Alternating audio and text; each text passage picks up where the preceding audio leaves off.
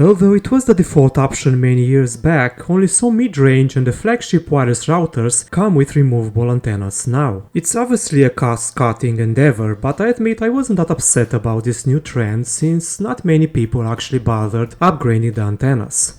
Then I thought, what if I accidentally break one or more antennas while, let's say, moving to a new apartment? Do I have to buy a new router?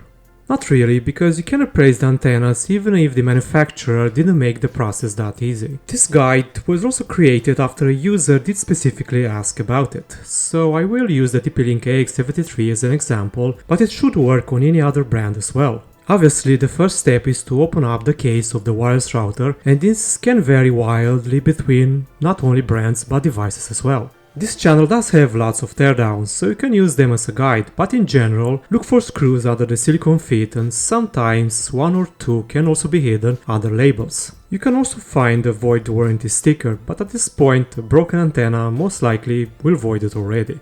Use a prying tool to detach the plastic parts of the case and you should see the inside of the router. At this point we need to check which antenna was broken and detach the connector from the PCB. If the connector on the PCB is also broken, then some soldering will be involved, but that's beyond the scope of this simple guide. I assume that a part of the antenna will still be attached to the case and removing it is pretty much the hardest part. I used a pair of needle nose pliers because I had them available, but you can use whatever type as long as you get a good grip on both sides of the antenna blocking piece. On the TP-Link router, all we need to do is push a bit and the plastic should slightly rotate when under pressure, becoming small enough to be pushed out on the other side. ASUS makes things much more difficult because there are two arcs, one larger and the other smaller, and pushing them will not be enough to allow them to go through. Some force from the other side is also required, but they'll eventually give in. I mentioned the ASUS router because the TUF-AX4200 will be the donor for one antenna. Now let's talk about compatibility. TP-Link says that the AX73 has 6 4dBi antennas and ideally we do need to also use 4dBi antennas. There are no other special requirements since the antennas should be brand agnostic. But what if we go with a higher gain? Know that there is a set limit for the maximum transmitter output power and antenna gain depending on the country, so you can't really go above it. I suppose you could push a couple of dBm above what the router manufacturer offers, but unless the brand intentionally went for a lower gain, which can happen as to allow multiple similar devices to coexist on the market, so then you're going to quickly hit the aforementioned ceiling, regardless of how powerful the antenna is.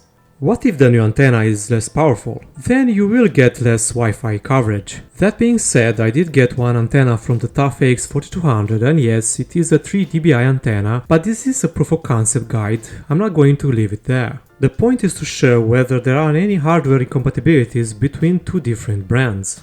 And there are, but they're not very severe. As you can see, the antenna blocking piece doesn't reach all the way through, but it still sits tight and won't fall out of the router. I do suggest you go for TP-Link antennas if the patient is a TP-Link router. You should be able to find donor routers on the used market at a lower price than if you would want to buy a new antenna from, let's say, AliExpress or Amazon. That's about it for this video. Don't forget to subscribe if you want to see more. Thank you for watching and see you next time.